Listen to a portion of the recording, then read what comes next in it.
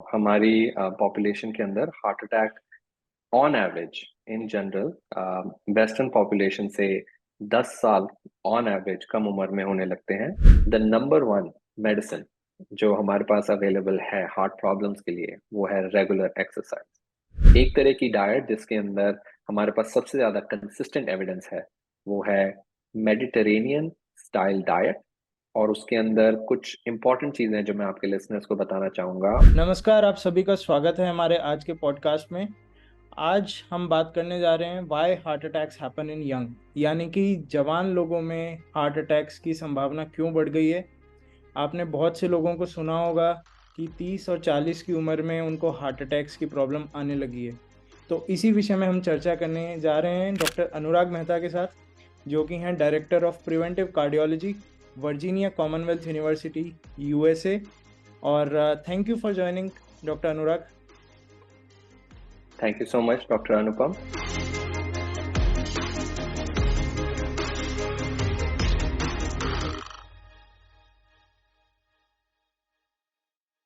बहुत अच्छा लग रहा है आपसे बात करके। हम लोग साथ में थे मेडिकल कॉलेज के अंदर और आज बहुत साल बाद एक दूसरे को लाइव वीडियो पे मिल रहे हैं। और ये एक ऐसा विषय है जिसमें मेरी एक्सपर्टीज है, इंटरेस्ट है और पैशन है। ये पता करना कि क्यों छोटी उम्र में 30s 40s 50s की एज के अंदर यंग लोगों को हार्ट अटैक हो जाते हैं, स्पेशली बहुत कॉमन है हम इंडियन लोगों के अंदर। तो बहुत अच्छा लग रहा है आपसे इस टॉपिक के बारे में बात करके। बिल्कुल। तो जैसे कि आपने बताया कि इंडियन पॉपुलेशन में और साउथ ईस्ट एशियन पॉपुलेशन में ये प्रॉब्लम ज़्यादा कॉमन है, जहाँ पे 30 या 40 की उम्र में लोगों को हार्ट अटैक्स का प्रॉब्लम स्टार्ट हो जाता है। और जैसा कि रिसर्च कहती है कि आम तौर पे वेस्टर्न पॉपुलेशन के कंपैरिजन में हमारी पॉपुलेशन में, हमारी जनसंख्या में लोगों को 10 साल औसतन पहले हार्ट अटैक्स आते हैं। तो क्या कारण है इनके, क्यों हार्ट अटैक्स आना इतना कॉमन हो गया है जवान लोगों के अंदर? आपने बिल्कुल सही कहा अनुपम। हमारी पॉपुलेशन के अंदर heart attack on average in general western population से 10 साल ऑन एवरेज कम उम्र में होने लगते हैं। और उसके लिए रिस्क फैक्टर्स हैं हार्ट अटैक होने के। और मैं 4 स्पेसिफिक रिस्क फैक्टर्स के बारे में बात करना चाहूँगा जो कि हमारी पॉपुलेशन में बहुत कॉमन है और बहुत ही ज़्यादा अंडर रिकग्नाइज्ड है। हम उन पे कभी ध्यान नहीं देते और उनके बारे में कभी सोचते नहीं जब हम अपने 20s 30s 40s 50s की एज में होते हैं। जी। जो पहला रिस्क फैक्टर है वो है हाई कोलेस्ट्रॉल।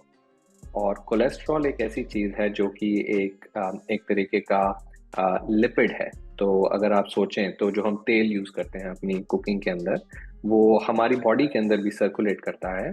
और वो एक बहुत ही इम्पॉर्टेंट रिस्क फैक्टर है हार्ट अटैक होने के लिए। और कोलेस्ट्रॉल एक ऐसी चीज है जो कि बहुत इम्पोर्टेंट है हमारे सर्वाइवल के लिए। बट हम इंडियन लोगों के अंदर एक पर्टिकुलर तरीके की प्रॉब्लम आ जाती है कोलेस्ट्रॉल में, जिसका टेक्निकल टर्म मैं आपको बता देता हूँ। उसे बोलते हैं एथ्रोजेनिक डिसलिपिडीमिया। उसके अंदर हमारा कोलेस्ट्रॉल ऐसे बदल जाता है कि हमारा हार्ट अटैक का रिस्क बहुत बढ़ जाता है। ये हमारी पॉपुलेशन में काफ़ी कॉमन है।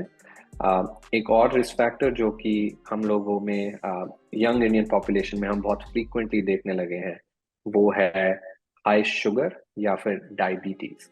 और इस डायबिटीज के अंदर उसको मधुमेह का रोग बोलते हैं। हमारे अंदर यंगर एज पे होने लगता है। और आई थिंक पॉपुलेशन में हम सबको पता होगा कि जैसे जैसे हमारा वेट बढ़ता है तो डायबिटीज होने के चांसेस बढ़ते हैं। इंडियन लोगों में रिसर्च ने ये दिखाया है कि अगर आपका वेट बहुत ज़्यादा नहीं भी है तब जी। भी आपको डायबिटीज़ हो सकती है या आपको हाई शुगर हो सकती है। जी। और डायबिटीज़ बहुत ही इम्पॉर्टेंट, बहुत ही कॉमन रिस्क फैक्टर है हार्ट अटैक के लिए। तो वो हो गया हमारा दूसरा रिस्क फैक्टर। तीसरा जो कि एक तरीके से मैं जब भी अपने पेशेंट से बात करता हूँ इस बारे में तो उनको बोलता हूँ कि ये एक साइलेंट किलर है, वो है हाई ब्लड प्रेशर या जी। फिर हाइपरटेंशन। क्योंकि ये इस तरीके का साइलेंट किलर है कि आपको कभी पता ही नहीं चलता है कि आपका हाई ब्लड प्रेशर बढ़ा हुआ है महीनों सालों तक अगर आप उसको चेक ना करें। और उसके जी बाद एकदम से आपको बड़ी प्रॉब्लम हो सकती है, जैसे कि हार्ट अटैक या फिर स्ट्रोक।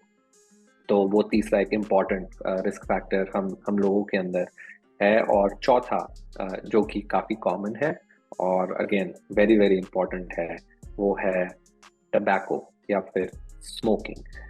एंड ये सिर्फ सिगरेट्स तक लिमिटेड नहीं है, चुएबल टबैको जो हम खैनी या फिर जर्दा खाते हैं, उससे भी आपका हार्ट प्रॉब्लम्स का रिस्क बहुत ज़्यादा बढ़ जाता है। तो total 4 major risk factor, cholesterol, sugar या फिर जिसे हम डायबिटीज़ बोलते हैं, हाई ब्लड प्रेशर या फिर जिसे हम हाइपरटेंशन बोलते हैं, और टोबैको, ये कॉमन रिस्क फैक्टर्स हैं जो कि इंडियंस के अंदर रिकग्नाइज नहीं होते हैं, रिकग्नाइज होने के बाद ट्रीट नहीं होते हैं, जी जिसकी वजह से हार्ट प्रॉब्लम का रिस्क बहुत बढ़ जाता है।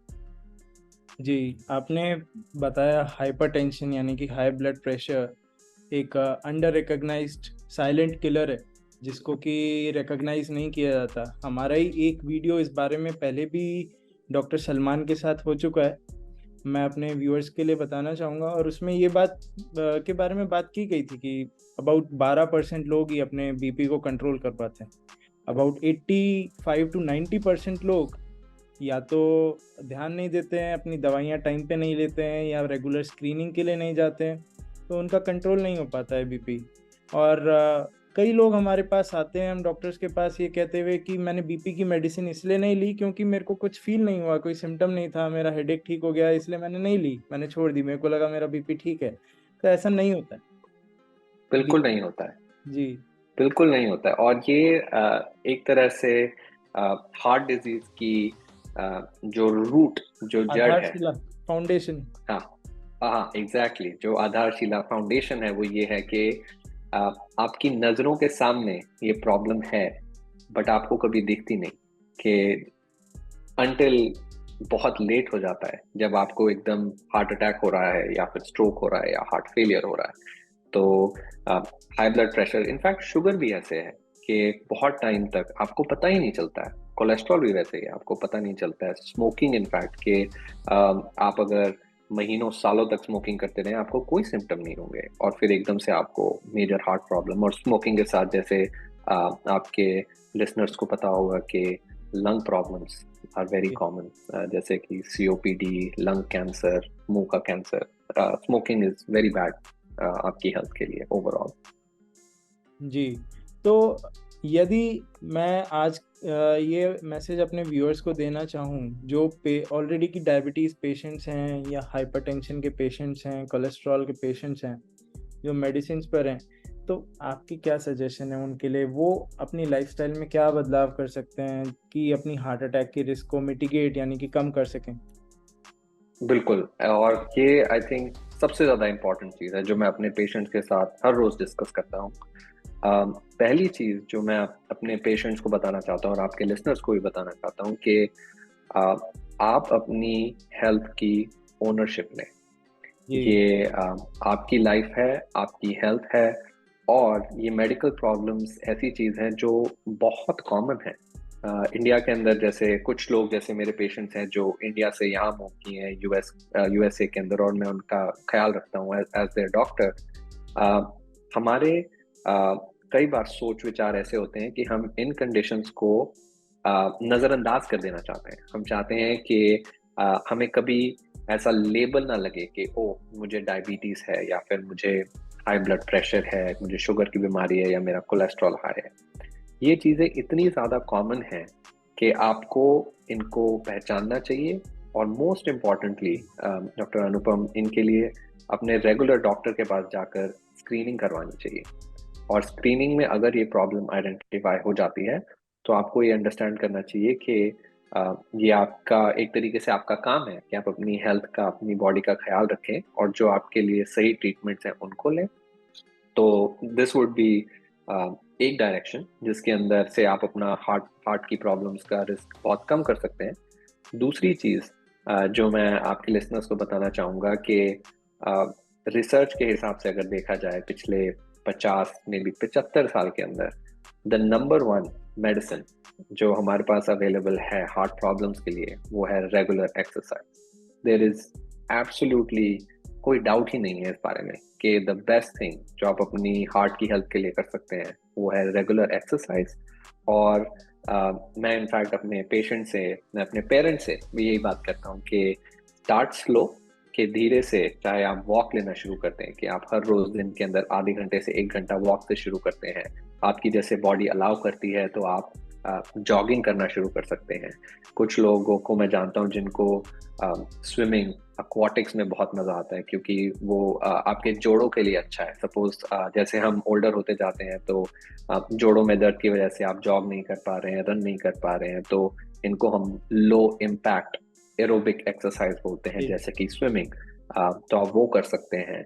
और दूसरी चीज जिसके बारे में रिसर्च स्टैंड पॉइंट से हमारे पास नई इंफॉर्मेशन आ रही है वो है मसल स्ट्रेंथ। एक चीज जिसको हम काफी इग्नोर करते हैं I think as a general population, वो है कि हमारी बॉडी में जो स्केलेटल मसल्स होती हैं, फॉर एग्जांपल जो आपकी आर्म्स के अंदर, आपकी लेग्स के अंदर जो बड़ी मसल्स हैं, उनका बहुत ही ज़्यादा इम्पोर्टेंट रोल होता है आपकी हार्ट की हेल्थ के लिए।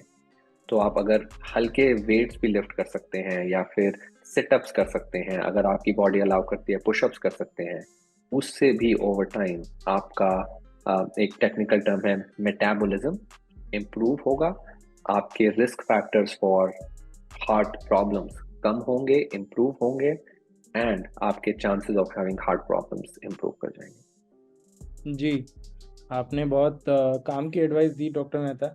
और इसी क्वेश्चन के कंटिन्यूएशन के लिए मैं नेक्स्ट क्वेश्चन आपको पूछता हूँ। आपने बात की स्मोकिंग की, तो स्मोकिंग एक मॉडिफाइबल रिस्क फैक्टर हम मानते हैं, जिसको कि हम कंट्रोल कर सकते हैं। जो कुछ बीमारियां हमारे कंट्रोल में नहीं है, वो हमारे फैमिली, जेनेटिक्स और इन चीज़ों से कंट्रोल होते ही हैं, जैसे कि डायबिटीज़ और हाइपरटेंशन। और कई बार हम हेल्दी लाइफस्टाइल जी कर भी उनको कंट्रोल नहीं कर सकते। बट स्मोकिंग आपने कहा, जो कि एग्जैक्टली टोबैको और स्मोकिंग यूज़ हमारे हाथ में है। ऐसे और कोई मॉडिफाइबल रिस्क फैक्टर्स हैं जिनको कि जी हम कट डाउन करके और अपनी कार्डियक हार्ट अटैक की रिस्क को कम कर सकते हैं? जी, बहुत ही ज़रूरी सवाल है। और उसके आंसर के अंदर जाने से पहले मैं आपको एक बहुत ही इम्पोर्टेंट चीज़ बताना चाहूँगा, जो इस देश में आने के बाद प्रॉबली सबसे इम्पैक्टफुल स्टेटमेंट जो मैंने सुनी, एक मैं टॉक अटेंड कर रहा था, तो उन्होंने मुझे ये बताया कि डीएनए इज़ नॉट डेस्टिनी। कि अगर आपका फैमिली हिस्ट्री है हार्ट प्रॉब्लम्स का, डायबिटीज का, हाई ब्लड प्रेशर का, इसका मतलब ये नहीं है कि आप डेस्टिन्ड हैं, कि आपकी डेस्टिनेशन है कि आपको भी यही प्रॉब्लम्स होंगी। जी तो अगर एक इम्पॉर्टेंट चीज़ जो मैं आपके लिसनर्स को यहाँ बताना चाहूँगा, तो वो यही होगा कि आपकी डीएनए आपकी डेस्टिनी नहीं है। आप चेंज कर सकते हैं अपनी हेल्थ को, अपने रिस्क को, और अपनी लाइफ लॉन्ग आपकी लॉन्जेविटी को, कि आप कितना लंबा जिएंगे, कितना हेल्दी जिएंगे। तो जितने भी हमने रिस्क फैक्टर्स के अभी बारे में बात की डॉक्टर अनुपम, स्मोकिंग से लेकर high blood pressure, diabetes, cholesterol, ये मॉडिफाइबल हैं, ये ट्रीटेबल हैं। और उसके अंदर हमारे पास दवाइयाँ हैं, बिल्कुल हैं। और मैं अपने आप को ऐसे सोचता हूँ कि मैं हर पेशेंट को दवाई नहीं देना चाहता हूँ, मैं उनकी ज़िंदगी के बारे में अंडरस्टैंड करना चाहता हूँ। मैं जैसे आपको अभी 2 मिनट पहले बता रहा था, उनके अंदर ऐसी हैबिट्स इनकलकेट करना चाहता हूँ जिससे वो रेगुलरली एक्सरसाइज कर सकें, ताकि बेस्ट मेडिसिन, 50 to 75 ईयर्स की रिसर्च है हमारे पास, कंसिस्टेंट रिसर्च है जो बताती है कि this will help your life, this will help your chances of having heart problems. इसके अलावा स्क्रीनिंग, जैसे हम पहले बात कर रहे थे ऑफ द प्रॉब्लम्स जिनसे आपको हार्ट अटैक हो सकता है, और फिर उनका एडिक्वेट ट्रीटमेंट। हम दवाइयों के बारे में डिटेल में बात नहीं करेंगे, but these are all modifiable medications के साथ जिनको आप कंट्रोल कर सकते हैं। और तीसरी चीज़ जो कि बहुत जल्दी कॉम्प्लिकेटेड हो जाती है, वो है हमारी डाइट। और बहुत सारी रिसर्च होती है इस स्पेस के अंदर, और जो मैं आपको बताना चाहता हूँ वो हो सकता है कि कुछ लोगों को थोड़ा कंट्रोवर्शियल लगे, बट पिछले 8 साल से मैं इस स्पेस के अंदर इंटरेस्टेड हूँ और बहुत एविडली चीज़ें रीड करता हूँ रिसर्च के मामले में। एक तरह की डाइट जिसके अंदर हमारे पास सबसे ज़्यादा कंसिस्टेंट एविडेंस है, वो है मेडिटेरेनियन स्टाइल डाइट। और उसके अंदर कुछ इंपॉर्टेंट चीज़ें जो मैं आपके लिसनर्स को बताना चाहूँगा वो है नंबर 1 कि आप अपनी डाइट के अंदर जितने ज़्यादा फ्रेश फ्रूट्स एंड वेजिटेबल्स को इंक्लूड करेंगे उतना आपके लिए अच्छा है। अगर आपकी सोर्स ऑफ प्रोटीन प्लांट से है तो वो हेल्थ के लिए अच्छा है। जिस तरीके के फैट्स आप कंज्यूम करते हैं अगर वो अनसैचुरेटेड फैट्स हैं वो बेटर हैं as compare to saturated fats. इसके अलावा आप अपनी डाइट को रिच बनाएं विद नट्स, सीड्स, लेगूम्स, उनसे आपकी हेल्थ को बेनिफिट मिलेगा। और मेडिटेरेनियन स्टाइल डाइट जैसे आप इमेजिन कर सकते हैं वो उन लोगों की होती है जो मेडिटेरेनियन सी के पास रहते हैं। वो लोग अपना अगर एनिमल प्रोटीन कंज्यूम करते हैं तो वो generally fish related protein consume करते हैं, जो कि फॉर एग्जांपल अगर आप इमेजिन कर सकते हैं यूएसए में डिफरेंट है क्योंकि यहाँ पर काफ़ी सैचुरेटेड फैट और एनिमल प्रोटीन अगर कंज्यूम होता है तो वो chicken, beef, pork etcetera consume होता है। तो एक चीज़ जो मैं रेकमेंड करूँगा कि हार्ट हेल्थी डाइट के लिए और जिन चीज़ों को अवॉइड करना चाहिए वो होती हैं रिफाइंड शुगर्स, सैचुरेटेड फैट्स। इनको अगर आप अपने खाने के अंदर कम कर सकते हैं तो this will help you. Great. तो मेडिकेशन सीकिंग बिहेवियर की बजाय ट्रीटमेंट सीकिंग बिहेवियर होना चाहिए, हेल्थ सीकिंग बिहेवियर होना चाहिए। शॉर्टकट्स नहीं होते हैं अच्छी हेल्थ के, और आपको अपनी हेल्थ की ओनरशिप लेनी होगी। यही मैसेज आई थिंक डॉक्टर अनुराग सबको देना चाह रहे थे। तो बिल्कुल। इसी नोट पर आज का पॉडकास्ट हम यहाँ फिनिश करते हैं, समाप्त करते हैं, और बहुत जल्दी हम इसी का एक सीक्वल पॉडकास्ट प्लान करेंगे डॉक्टर अनुराग के साथ, जिसमें हम हार्ट हेल्थ की और बातें डिटेल में करने वाले हैं। Thank you ji, thank you so much. Thank you. Pleasure was all mine. It is something that I'm very passionate about और I feel like I feel very very happy कि हम लोग आज मिले और हमने इस बारे में बात की। Thank you.